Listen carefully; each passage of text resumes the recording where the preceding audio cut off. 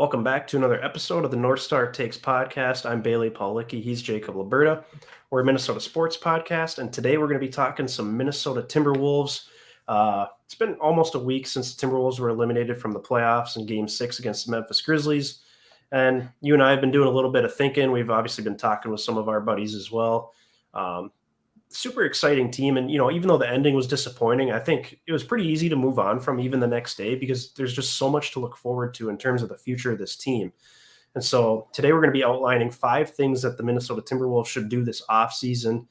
Obviously with the intent to improve this team and to, take another step up from where this team was this year as a 7 seed. So let's jump right into it, Liberta. Number 1, and this is probably the most important topic when it comes to the future of the Timberwolves, is you got to decide if D'Angelo Russell is staying or if you are going to keep him for another year and let his contract play out, or if you're going to give him an extension. But obviously, rumor has it he wants the bag, even though he's not really deserving of it. So what are your thoughts on keeping D'Angelo around? Yeah, I feel like there's only 2 options here, and the one that's out that we just outlined there is like an extension that can't happen after the playoff series we just witnessed. Like, there's no way, especially if he's demanding, like you said, the bag, then you can't possibly sign him to that. And no right-minded good GM would do that. So then you're looking at, do you just want to let him play it out and see what happens, or do you want to already explore a trade right now and see what you can get, if there is anything out there, I guess, that would kind of fit? Because obviously that's a lot of money that you could offload the books and then make way for something else you could do. But it's like you got to find the team that's willing to take on his $30 million a year or whatever it is exactly. But I think at this point, I'd like to trade him. It's just I don't know how realistic that is. I don't know where you would have him end up landing. So I think that's probably the biggest hurdle to clear, is it's like how much true interest really is there out there in D'Lo. So if you can, then I would definitely explore it. But like, it wouldn't be the end of the world if he comes back and plays one more year here. I think it's just coming to some understandings behind closed doors. I think that's the biggest thing. Yeah, like if they can get him under a reasonable contract and he can realize, eventually. I mean, he's 26 years old, I think. So like, he's still, in the prime of his career, like maybe just entering the prime of his career, however you want to define it. Mm-hmm. But he needs to realize that on this Timberwolves team, he is the third option at best. And, it needs to revolve more around Ant and Cat. D'Lo's a good passer and he can run a good offense when he's not, putzing around. Mm-hmm. Because that was kind of my gripe with him going into this season, was he's not fast-paced enough. He doesn't run a quick enough offense. Well, then we saw for a good chunk of the season that he's capable of doing that. And getting guys good looks. But then as it came down the stretch here towards the end of the regular season, and especially in this Memphis series, he got away from that again and kind of went back to his ISO ball, dribbling the air out of the ball. So, it's very similar to the Kirk Cousins discussion we had before the Vikings actually gave him a 1-year extension. Yes. You don't see 1-year extensions really in the NBA, but I think I'm okay with bringing D'Lo back. He's got an expiring contract, which is valuable. You might be able to move him at some point, maybe at the deadline, although it does make sense to move him this summer, and then a team gets that full 1 year of the expiring contract. But the only way I'd move him is if you get some somewhat decent value. I know it's not a great contract given, his production, but I would want like a legitimate power forward in return. Not a superstar by any means, but a guy that is a starting caliber power forward that can play next to Cat and rebound the ball and play good defense, because that's really a spot the Wolves are lacking. But I wouldn't just trade him for the sake of trading him, even though I do think once he's out of the picture, I think Ant's game is going to blossom that much more. But it's definitely an interesting scenario here for the Timberwolves, because obviously the intent when they got him was for him and Cat to run the show, and then they luck into getting Anthony Edwards number 1 overall, and everything changes from there, obviously for the better. So, it's going to be interesting. But any other final thoughts from you before we move on to our second topic here on D'Angelo Russell? Yeah, no, I suppose we can keep going. I feel like we could talk about this all offseason, but I'm hoping, like you said, don't trade him for the sake of trading him. But if the offer's right, I think I absolutely should pull the trigger. Yeah, for sure. Number 2 on our list, and I think this one's probably a no-brainer. Sign Karl-Anthony Towns to his Supermax extension, especially once it's confirmed that he's on one of these All-NBA teams. he'll be due for that 5-year supermax. I think this is a no-brainer. Cat's basically said he wants to sign it and stay in Minnesota. And I know he didn't have the best playoff series, but he still had a couple really good games in that playoff series. And eventually here he's going to realize, and I think he's self-aware enough to realize that, Ant's going to be the guy and he's going to be the second guy. And I think he's okay with that. Him and Ant seem to have a great relationship. And Cat's never been one to say, this is my team and this is how we're doing it. He's very passive, which is okay. So I guess, what are your thoughts here? I'm guessing you agree that this is a no-brainer. Yeah, I think this is a slam dunk. I know there's certainly some elements to Cat's game, whether that be physically, mentally, whatever it might be, just getting too lost in it with the refs sometimes early in a basketball game, take him right out of it. But I think he's such a unicorn, such a unique talent that he'd be so hard to replace and keep yourself at a sustainable winning level, and even more so than we did this year to get to where we want to go. So I think this should just be no way fans or buts this is happening. And I think this would be, whenever he signs that extension, that'll be a great day for the team, just because then you have Ant and Cat for the future. Yeah, and I think at least in the short-term view, next 2 to 3 to 4 years, I think Ant and Cat are a very dynamic duo. Now, if we get 3 years down the road and these guys aren't able to win playoff series together, Jaden McDaniels is emerging, and it seems like he could potentially be the second best player. It's not going to be impossible to trade Cat on a supermax contract, because some team would take him at that point. He'll still be in his prime. He wouldn't even be 30 years old at that point. So, there's still the potential way down the road if you do end up wanting to move on from him. But as it stands right now, he's still the best player on the team. He might not be after next season, but he had all NBA type season. He was very good, stayed healthy, which was good. Showed some leadership characteristics, even though I still don't think he's the best leader in the world. So I think there's a ton of value to keeping Cat here, and it's extremely hard to replace a player with that type of production at that position. Yeah, absolutely. I think hit the nail on the head there. When you got one of the best shooting, if not the best shooting, big men ever, I think that's just really hard to part ways with. Yeah, absolutely. So let's jump into our third topic here, which kind of piggybacks off of that, actually, is either drafting a power forward or a backup center in this year's NBA draft. I think the Wolves are locked in, I want to say the 18th or 19th pick. It was a coin flip with the Bulls. I think we ended up with 19, actually. But so we're locked into 19, but we also have 3 second-round picks that I feel like we could somehow package something together to move up a little bit if we needed to pick a certain guy. So what are your thoughts on drafting for size in this draft? Yeah, I think absolutely that should be the move, just because now it's about signing Cat the extension and then leading into this, getting somebody that can complement him, whether that be a true starting 4 that can play right next to him, or maybe a backup center that could spell him, because I don't think Naz Reid is the answer at backup center. I think he just doesn't have enough size, and truthfully, maybe Naz could return something decent in a trade. So then if you can find something in the draft to replace him off the bench, then who knows what you'd end up with. So I think that's certainly an option there. And I've always had my eye on, especially since March Madness, watching the NCAA tournament. We've been talking about him for a while, but I think Mark Williams, I think that's the guy. I think he's an incredible rim defender. I think he averaged over 3 blocks a game at Duke. He's just all over the place. I think he's 7 feet, so he actually has legitimate size, good rebounding skills, and he's beefy. Yeah, he's got some brawn to him, and he's not totally slow. So I'd say, he's the guy. I think he would kind of fit the bill for a backup center for us, and could do wonders, to be honest. Yeah, he's 100% the guy for me as well. Jalen Duren from Memphis would be intriguing as well, but I think there's a decent chance he's a top 10 pick. But I would say I would package all 3 of those second-round picks to move up to a position where we can guarantee ourselves getting a Mark Williams, because you don't need to draft 3 second-round players in this year's draft. What are you going to do with them? Stash them in Iowa. It's not a horrible strategy, but we've already got so many guys that are kind of back and forth between Iowa. You got Nathan Knight, you got Balmero. You have some intriguing players that have been down in Iowa this whole season. So I don't like the idea of taking the Vikings approach and picking as many players as possible, because typically, there's a good chunk of the teams don't even make a selection in the NBA draft, given that it's only 2 rounds. And, the Wolves don't need to have 4 picks between the first 2 rounds. So I think if you can package those seconds and try to move up at least a few spots, guarantee yourself getting Mark Williams.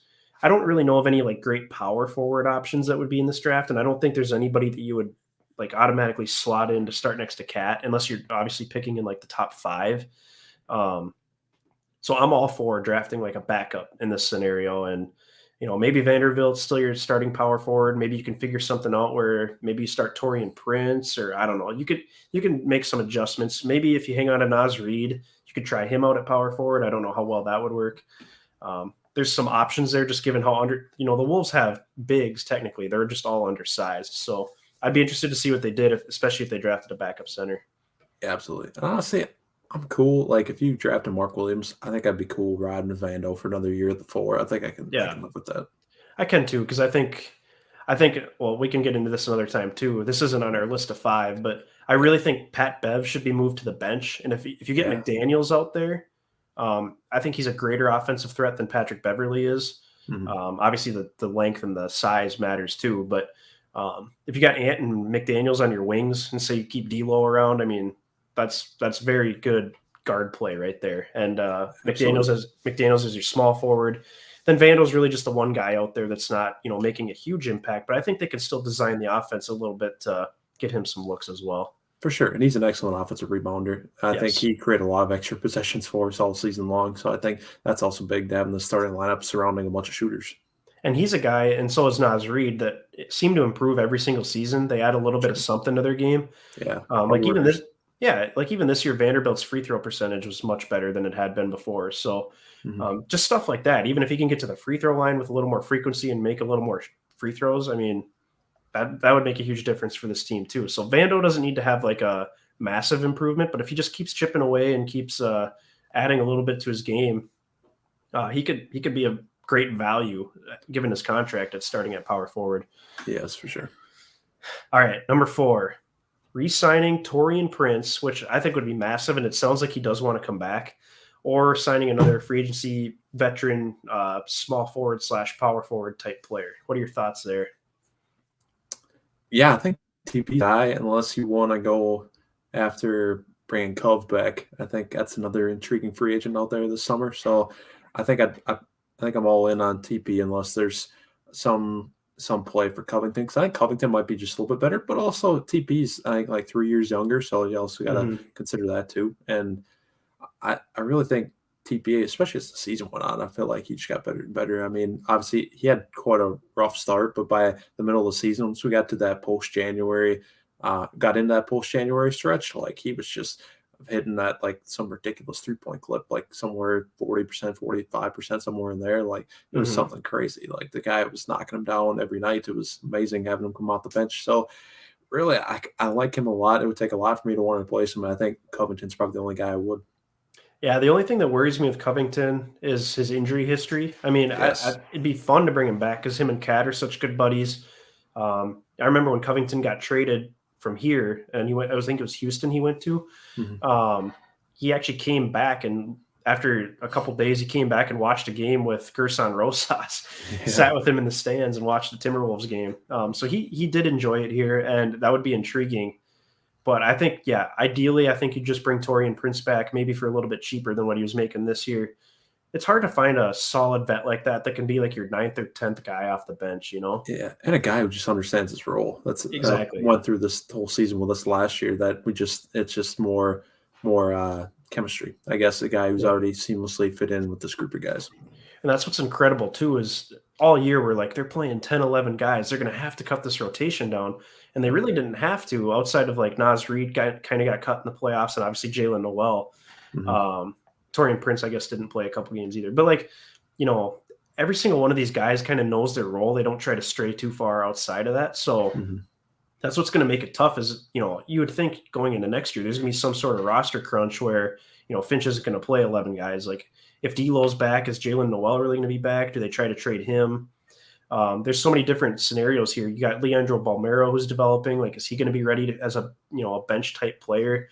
Which I don't know if he will be or not, but there's all these different equations. Nathan Knight. I mean, if you move on from Nas, you could probably justify keeping Nathan Knight. So, Yeah, good point. and Nathan Knight could potentially be a power forward option too, not necessarily as a starter, but off the bench. So Play next to Mark Williams.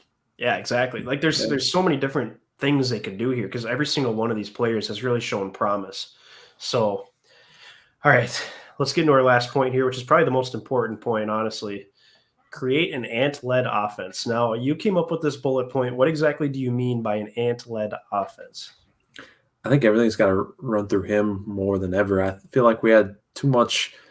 I think there's too much usage for guys like, for instance, a D'Lo. I think off the top of this, we're talking about him and how he fits into this picture. I think he kind of stunts the development of Ant, and I think we got to be able to facilitate more for Ant, create looks for him, just put the ball in his hands, and I think he's going to get better too this offseason. He said it in his season closing remarks. He was like, "Yeah, I got to be able to feed Cat more," and I feel like both with Ant's basically shot making and big time situations, like he also mentioned, like he said, that's what it's going to take in the fourth quarter is just hitting those shots. So he's going to get better as a shot maker on all three levels, and then he's also going to get better at getting the ball to Cat, who is a phenomenal player in his own right. So I think that's really what I mean is just put the ball in his hands as much as possible, even more so than this year. I feel like there's too many times where it felt like he disappeared and kind of faded into the mix. So I think that can't really happen. I think he's one of the true young stars in this league that's going to turn into a top 10 player. So I think you gotta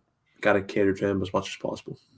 I agree, and that's kind of why I mentioned earlier too, moving Pat Bev to the bench and bringing McDaniels on because if you move Pat Bev to the bench, then the only other guy that's really going to handle the ball is D'Lo.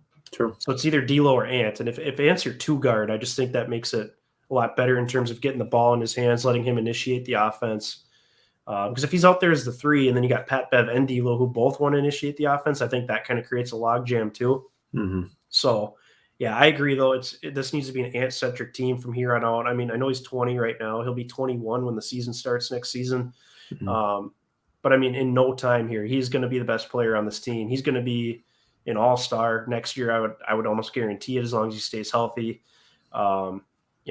He could potentially be in future MVP conversations. Like this is a very special type talent, and they need to start turning this team towards him. And I get that Chris Finch is always like, well, we need to get Cat involved. We need to run sets for Cat. You can still do that. Like you said, I think it's just taking the focus away a little bit from a D'Lo, getting Pat Bev out of there, just and like bringing in a McDaniels who will just play his role and maybe score 10 to 12 points a game, just stuff like that too. So I think I agree with you. Shifting this towards an ant-led offense is going to be massive, not only for the success of this team, but for Ant's long-term development as well.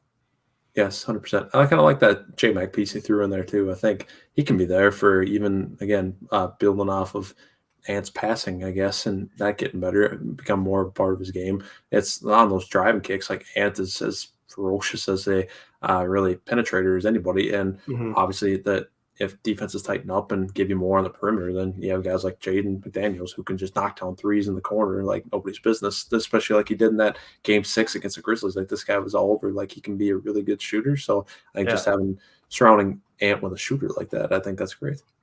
Yeah, I couldn't agree more. And I'm super excited about the future of this Wolves team. I think they've got so many promising pieces, and what's fascinating is, it appears that it can only go up from here too. It seems like they're definitely moving in the right direction. We've seen it play out before where the Wolves have this little uptick and then they'd straight back down.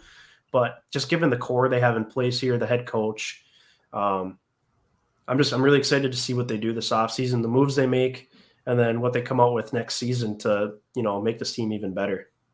Yeah, me too. It's going to be a pretty juicy offseason, I'd say. So I'm curious how much we'll change the roster or tweak it or whatever it might look like. I think I'm fascinated. Just like you said, there's something to be really excited about here. We're coming off a season where we greatly over-exceeded expectations, albeit it was a first-round playoff exit, but still all the different things we did this year. I mean, we doubled our win total from the season before. We were kind of shooting for the play-in before the season started, and we ended up firmly in the playoffs at 7, gave the Grizzlies all they could handle, and now the Grizzlies certainly they look like they're finding their offensive groove against the Warriors now that they just didn't against the Wolves. So I think there's a lot of positives that we can take away from how the season went as a whole, whether that be at the beginning, middle, or the end. I mean, throughout, like we always really put together good performances. We never really fell apart like old Wolves teams would. So I think that's something that's got a lot of promise to it and something to look forward to next season.